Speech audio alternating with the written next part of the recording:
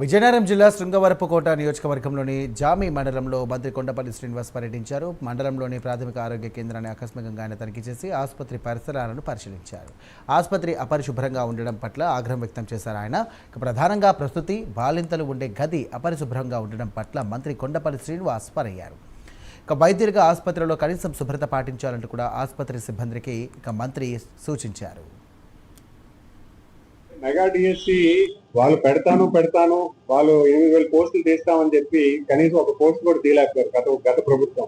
ఈ రోజు ఈ ప్రభుత్వం వచ్చిన తర్వాత 3 నెలల కాలంలో మా యువ నాయకులు నారా లోకేష్ గారు హెచ్ఆర్డి మినిస్టర్ గా బాధ్యత తీసుకున్న తర్వాత చాలా ప్రతిష్టాత్మకంగా, అలాగే గౌరవ ముఖ్యమంత్రి గారు కూడా మొదటి సంతకం కూడా డిఎస్సి మీద పెట్టడం జరిగింది.